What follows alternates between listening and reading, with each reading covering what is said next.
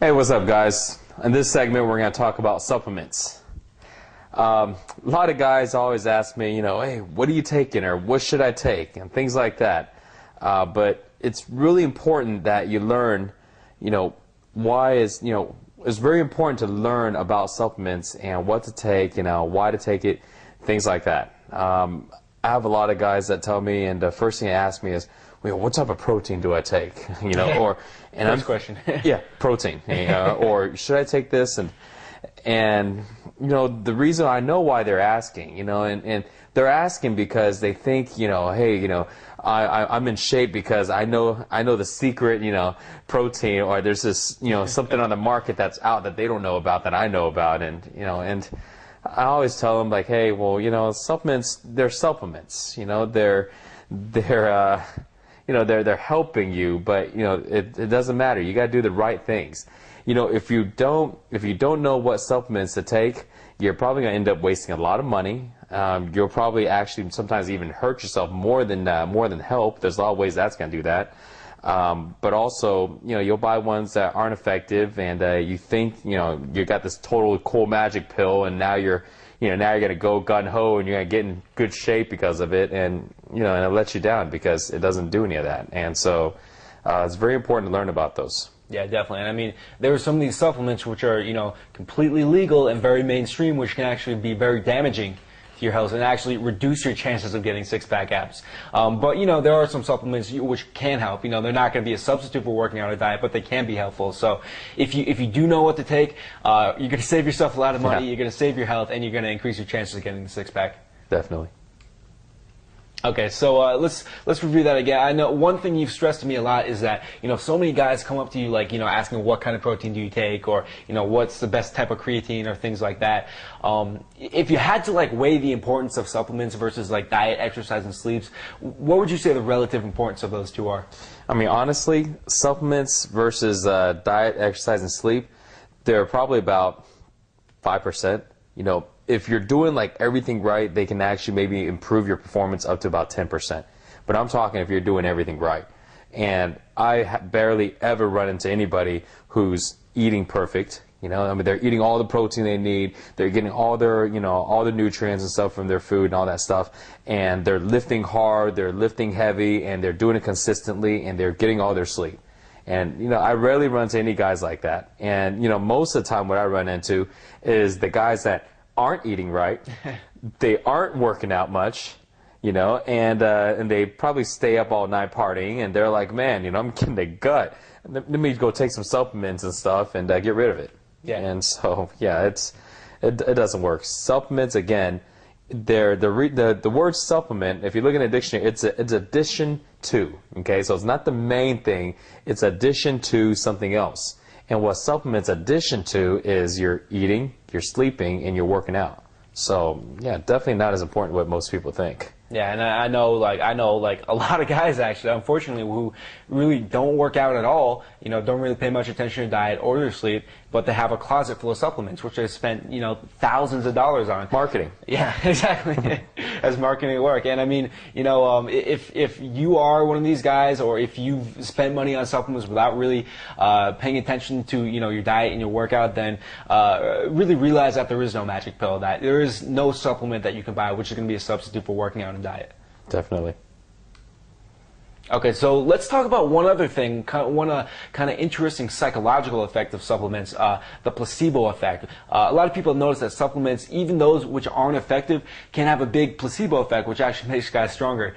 So can you talk about that? How does that work, and how can guys actually use that to their advantage? Well, so the placebo effect, what it is, it's an effect in your mind. It's like you take something, it doesn't really matter what it is. You think, hey, I'm stronger because I'm taking this. So because of that, you now lift harder. You now start working out consistently. You don't go, well, I'm not going to work out today, because in your mind you're going, well, crap, I'm taking, this supplement that cost me, 70, 80 bucks. So I must be an idiot to take it and not work out. So you have to work out because you're taking this, supplement that's giving you all this energy and strength. Yeah. So that's what the placebo effect is. It's basically making you work out harder, and because you're taking some supplement, which is cool, and it really actually sometimes helps. But just understand that a lot of times it's not the supplement that's getting you those results. It's you. It's you working out harder. It's you being more consistent. It's you, lifting with more intensity, with more heavier weight. So make sure you get that right, because when you stop taking a supplement, in your mind you're going, well, I don't got that edge anymore. Yeah. So now I can't lift as heavy, so I won't. Now I can't, lift as intense, so I won't. Now I can't work out as often because I don't have that new, supplement in my body running through my blood and my stream, and so I won't. Yeah. So make sure you understand that. So this way you won't be affected by, by supplements you decide to take. Yeah, and one way which I experienced this myself was I took NO-Xplode for a long time, Yeah. and I think like for the first month I was taking it, I was like shocked at how incredible it was. I'm like, man, NO-Xplode is the best thing. I was like the biggest salesman for it, but I think the real effect is because NO-Xplode is a pre-workout supplement. So what I would do is I would make it, and it's really easy to like mix in some powder and drink it. And once Yeah. I drank it, I'd feel kind of like retarded if I take a pre-workout supplement and I don't go work out. Yeah. So I would be much more consistent with my workouts. I'd work out, 5 days a week. But I realized that when I ran out, I ran out for like 3 weeks, and in that time the routine had already been established, so I kept working out 5 times a week. So eventually I realized that was the real effect. The consistent workouts, not Yeah. actually the supplement. I would say though, if you are taking a supplement right now which is not actually unhealthy and not actually causing you bad side effects, like the NO-Xplode or some pre-workout supplement, and it's giving you that placebo effect, it's making you more consistent, then don't screw with it. I mean, just keep taking it. If it helps you, then it helps, and later on you can drop it if you need to once the routine is already established. Yeah, definitely. Okay, so let's talk about the most basic supplement, the multivitamin. What's a good multivitamin, and what are the benefits of taking a multivitamin? Well, multivitamins are basically needed to take because basically nobody really gets enough nutrients. We talk about the zero willpower meals, we talk about what you need in them, but it's to be able to get all the nutrients. You ever see that that table? Where you talk about the fats on the top and all the grains. You have the pyramid, the food pyramid. I mean, and you talk about the amount of food it needs to really get that 100% of daily vitamins. It's absurd. You got to eat like a horse in the whole big varieties.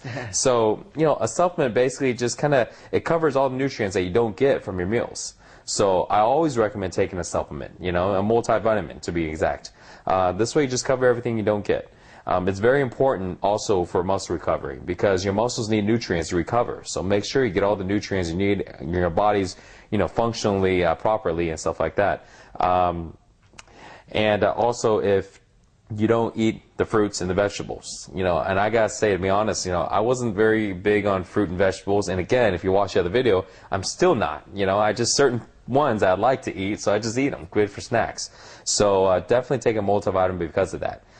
Personally, the one I take is called Animal Pack. You can get it at the store and stuff. I think I have a link here on the website for you to get it, and it's good, but it's a little beyond a multivitamin. It actually has so much vitamins in it that it kind of creates. It's kind of like a supplement. It gives me the energy I need, and but.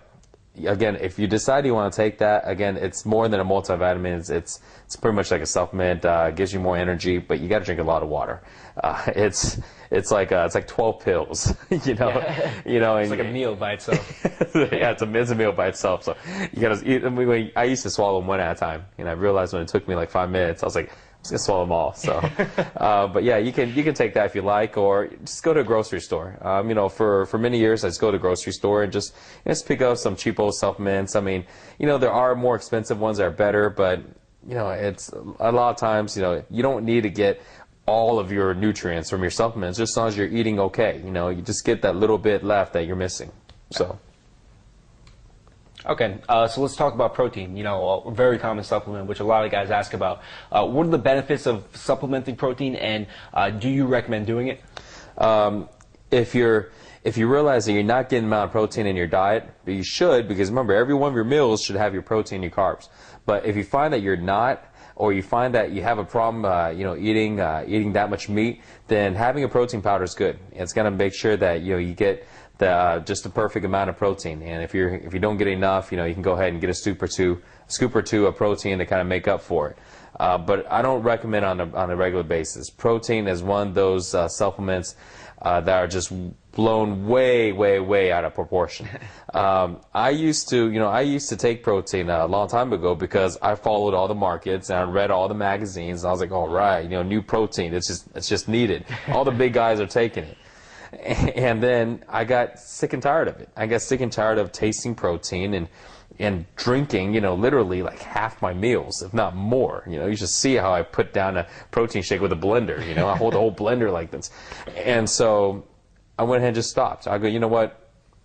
Even if I'm getting all these effects from protein I thought I was, and I'm just tired of drinking all this crap, and because some of the proteins are all thick and junk, and you gotta scoop it from the, so I stopped. And you know what? I got in better shape. I actually got leaner not taking protein.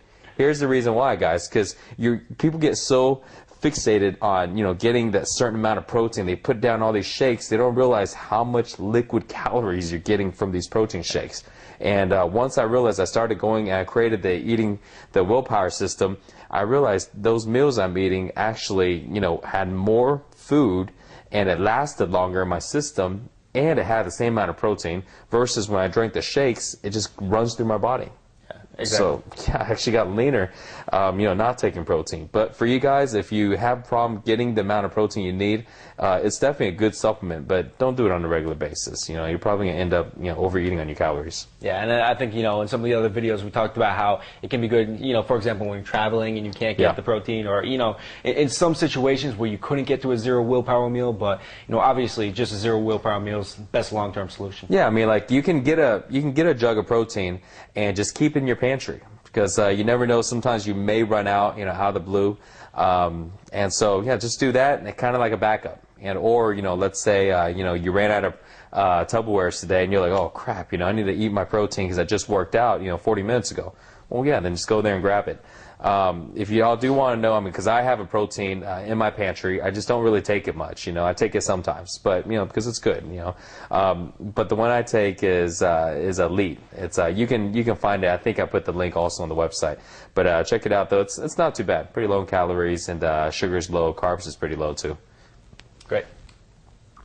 Okay, so let's talk about another supplement, fish oil. What's the benefits of fish oil, and do you have one that you recommend? Fish oil is good for you. It's one of the few fats that are good for you because it helps increase your metabolism. And also, it's pretty good for your joints. With fish oil, don't get so fancy. They have a lot of different ones out there. Just get your omega-3, 6, and 9. Okay, so you can sometimes get them in all in one bottle or all in one pill. Sometimes you may need to get separately. Usually, I just run to the supplement store and I just pick it up, and then I just keep it as part of my daily diet with the multivitamin. Yeah. So sometimes I don't get all the fats in, so that's definitely good. Yeah, definitely.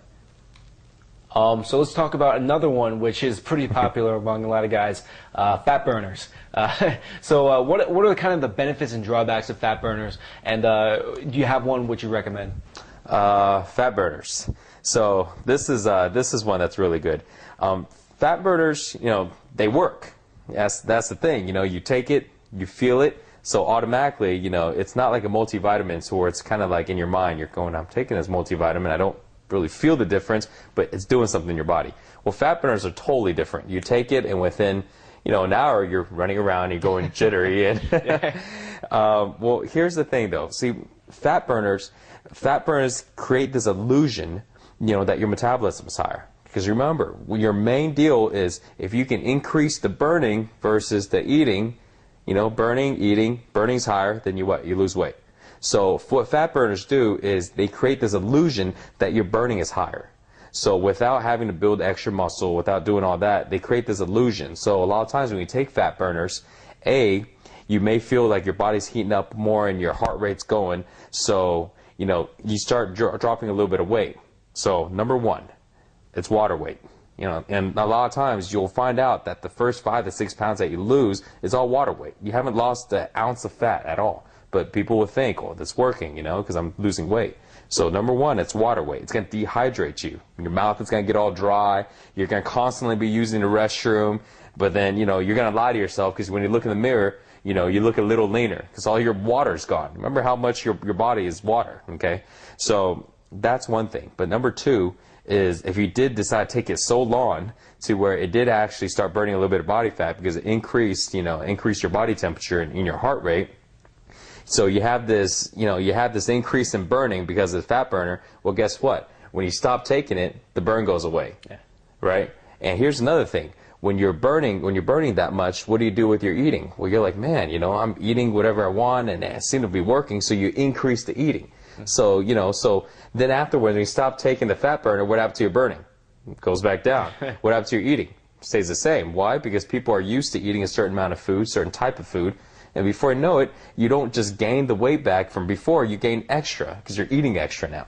It totally screws you up, and before you know so fat burners, the only time I recommend fat burners, guys, is when you're trying to get down to the single digit. I mean, when you're getting down to 9%, 8%, 7%, and again, you won't be able to stay there for very long because it's really, really tough. But if you need to get down to the single digit for maybe some type of bodybuilding show or some type of sport to where you need to make a weight class, then you know what, do it. But when it comes to the long run, it's going to screw with your metabolism more than you want because also, there's a lot of caffeine, there's a lot of stimulants in there, okay? So that's the only time I recommend it. Besides that, just stay away from it. Because you don't want to look for that, a short temporary result and then you come back and gain all this weight back and gain all this belly fat. It's not worth it. If you do decide that you need to get down to single digits, the one that I've used in the past is called Jet Fuel. It's Jet Fuel Pyro, and again, I think I have the link on the website. Check it out. It didn't give me the jitters at all.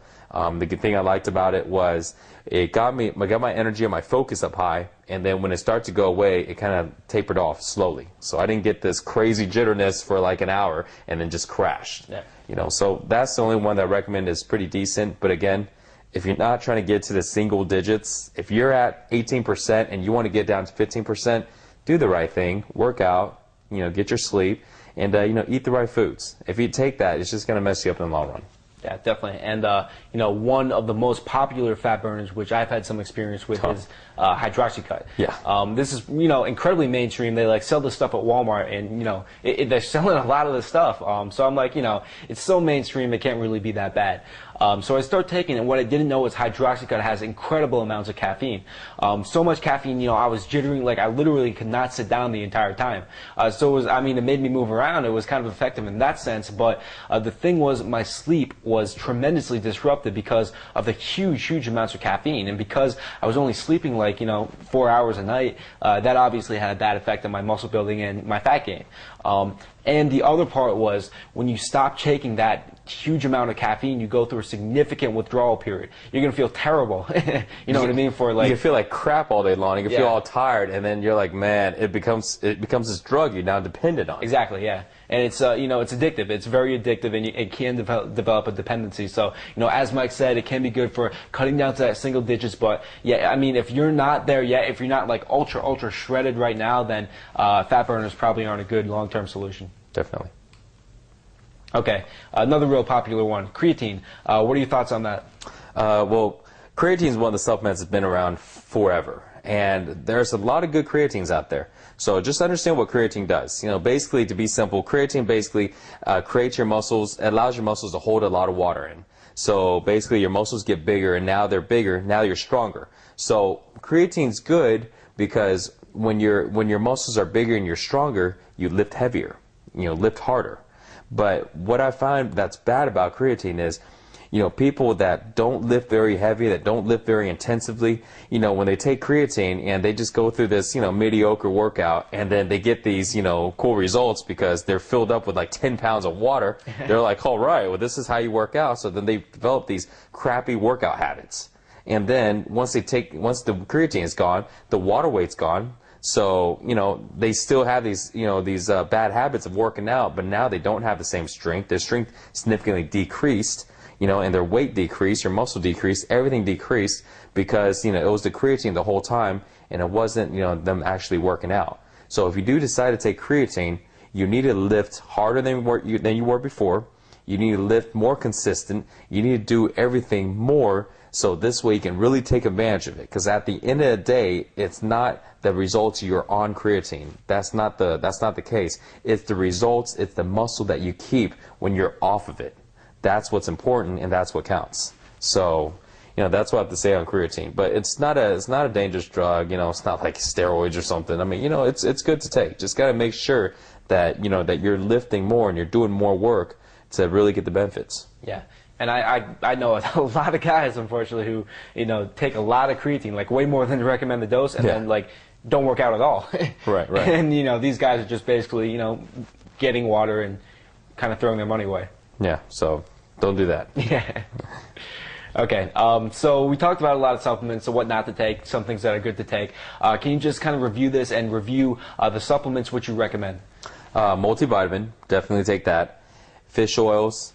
Definitely take that, and definitely go ahead and get a protein. And even if you don't take it on a regular basis, I'm not saying to do that, but have it available. So multivitamin, fish oil, and have some protein powder. Now the other two would just basically be creatine and fat burners. That's optional. You don't have to take those. It's not needed. If you do decide to take it, remember the tips. Okay, with the fat burners, only if you need to get super ripped and you're at a low body fat already. Okay, I would say if you're not at about 12% right now, which means you can see abs, if you're not there yet, don't take a fat burner. And on creatine, make sure you do the extra work. Make it count, because it all matters. The only thing that matters is when you're off of them, and that really goes the same thing for fat burners too.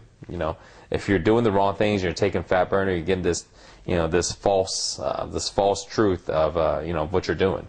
Yeah, but if you're doing everything perfect and then you take that fat burner, then you'll have awesome results, and most of that you can keep afterwards. Yeah, definitely. Okay, so what are a few good action steps that guys can take to start supplementing the right way and avoid supplementing the wrong way? Well, when you want to get the supplements, you can check out the links below, and we have them posted this way you don't have to go search everywhere. But also, just go ahead and get the supplements that are definitely required. Multivitamin, the fish oil, and the protein. And then the other two, kind of up to you.